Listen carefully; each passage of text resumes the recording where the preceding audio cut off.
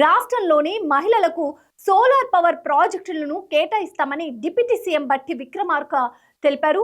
పరిశ్రమల ఏర్పాటుకు కావాల్సిన స్థలాన్ని సైతం ప్రభుత్వమే ఇస్తుందన్నారు. ప్రతి మహిళను మహాలక్ష్మిగా గౌరవించడం కాకుండా వారిని కోటీశ్వరాలుగా తయారు చేస్తామని, అదే తమ ప్రభుత్వ లక్ష్యమని చెప్పారు. 1 కోటి మంది మహిళలను కోటీశ్వర్లాగా తీర్చిదిద్దుతున్న తెలంగాణ దేశానికి ఆదర్శం నిలుస్తుందన్నారు. వచ్చే 5 ఏళ్లలో వడ్డీ లేని 1,00,000 కోట్ల రుణాలను మహిళలకు అందజేస్తామన్నారు.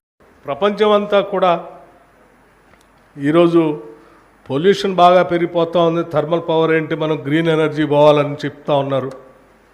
Clean and green energy fine, మనం కూడా పోవాలి. పోతున్నటువంటి సందర్భంలో కొత్త అవకాశాలు ఇవి. ఈ కొత్త అవకాశాల్లో కూడా మహిళలకి మనం ఎందుకు ప్రోత్సహించకూడదని మా ప్రభుత్వం ఆలోచన చేసింది.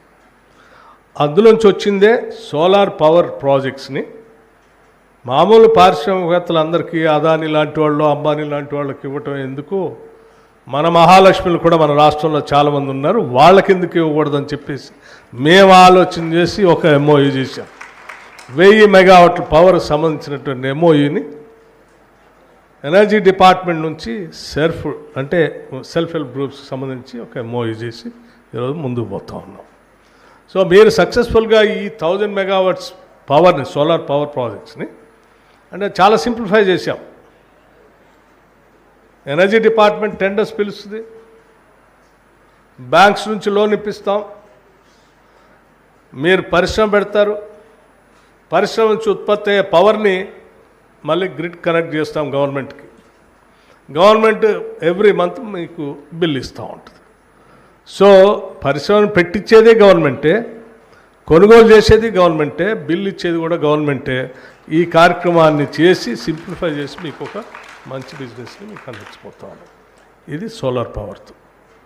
వీటితో పాటు ఇంకా గ్రామీణ ప్రాంతాల్లో అందించుకోవటానికి కావాల్సినటువంటి ఎంఎస్ఎంఈ ద్వారా పనికొచ్చే ప్రతిదాన్ని ఐడెంటిఫై చేసి వాటి ద్వారా ఎక్కువ మంది సెల్ఫ్ హెల్ప్ గ్రూప్ మెంబర్స్ని ఇన్వాల్వ్ చేసి చేయడానికి ఎంత అవకాశం ఉందో చేయాలన్నటువంటి ఆలోచనతో ఈ రాష్ట్ర ప్రభుత్వం ముందు పోతా ఉంది. తప్పనిసరిగా నేను ఆర్థిక శాఖను కూడా చూస్తూ ఉన్నాను.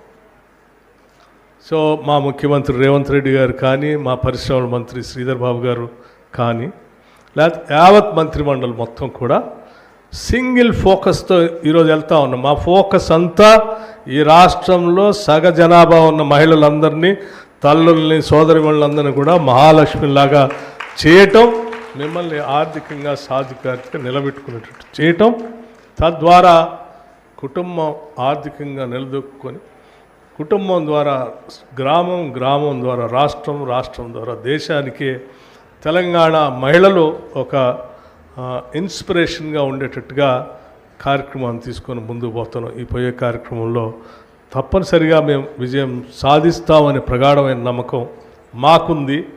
విజయం సాధించేటట్టుగా ఈ ప్రభుత్వం నడవాలని మీరందరూ మనస్ఫూర్తిగా దీవించండి అని కూడా నేను కోరుతా ఉన్నాను.